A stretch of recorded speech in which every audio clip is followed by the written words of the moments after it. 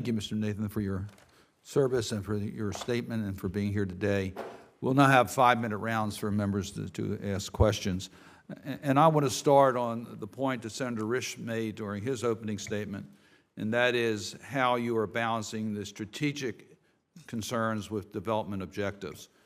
And let me just put this in context. We all understand that China's Belt and Road Initiative requires us to be strategic in how we use all of our tools, including those at DFC.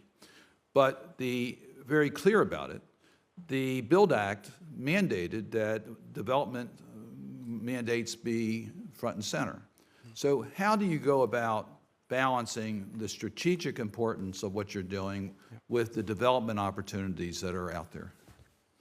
Well, thanks for the question. So the BUILD Act was very clear that we have a dual mandate, and this is a difference from our predecessor agencies, to advance the foreign policy interests of the United States and to make development impact in the poorest countries of the world. I don't see these two mandates as in tension. I think they work very well together. It's through development, through providing economic opportunity, through alleviating poverty, through creating greater stability through economic growth, that U.S. foreign policy interests are served. Stability, economic opportunity, free enterprise are directly in the United States' interest.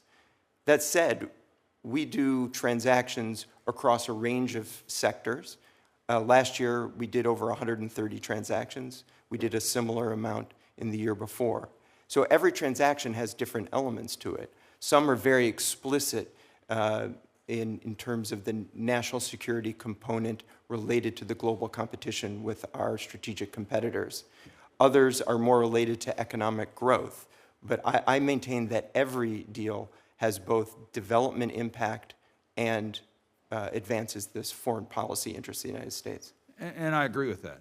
I don't think they're inconsistent, but it is helpful for us to have a better understanding as to how you go about making that balanced decisions.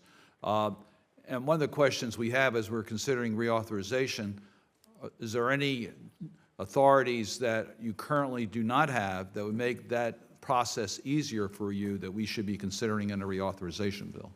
Yeah, I should say on the development impact, we do have a framework that's been refined over time, but it was developed at the beginning of DFC called our impact quotient, which looks at all different factors in terms of giving a development score for every deal. We also look at the foreign policy impact against the country strategies that the State Department promulgates and individual national security components. In terms of things that hold us back, we would like to have a little bit more flexibility on country eligibility. At the moment, under the BUILD Act, country eligibility is determined by income level under the World Bank income classification, and this tool is really blunt in terms of what countries are included and what countries aren't. More flexibility on that would enable us to help the poorest communities in countries that might not meet those income level classifications. As you review this in regards to specific recommendations including eligibility, it'd be useful if you share that information with our staff so that we can get up to where we need to be as we're considering the reauthorization language. I want to ask the question in regards to the realignment of DFC programs by sector rather than by financial product. I'm interested as to the input you're receiving from the workforce. Yeah. We understand there's a challenge as to whether the deal teams will remain in place or not, and what feedback you're receiving from the workforce as you make this change in structure. So we've engaged in a process throughout the year in terms of refining our strategic priorities and then translating that into an organization that is best aligned to achieve those priorities. This process is ongoing. As I mentioned in my testimony, we've had over 100 meetings, numerous workshops, town halls, other means for gathering input from the staff in all parts of our organization. It's incredibly important to be able to ground truth, the structure that is being developed, and make sure that it's as effective and efficient as possible.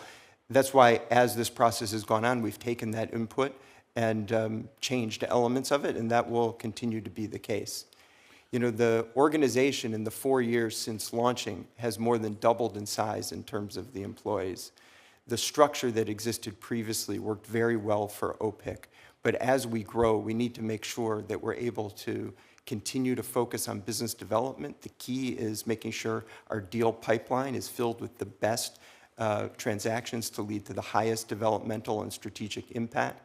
And having an organization aligned around sectors allows us to better meet client needs, to have consistency in business development, to have focus and planning on the goals that we have for what kind of impact we can make in each sector, as opposed to by deal size or product type, which was far more siloed and relied on a smaller team. As our team grows, I think our current structure would have trouble with efficiency and effectiveness, and the realignment process and the process that's underway is designed to improve that.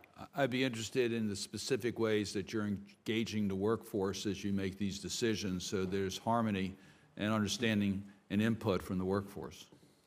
Yeah, as I mentioned, we've had over 100 individual meetings. We've had workshops, town halls, interviews, and this process is ongoing. Senator Risch. Thank you, Mr. Chairman.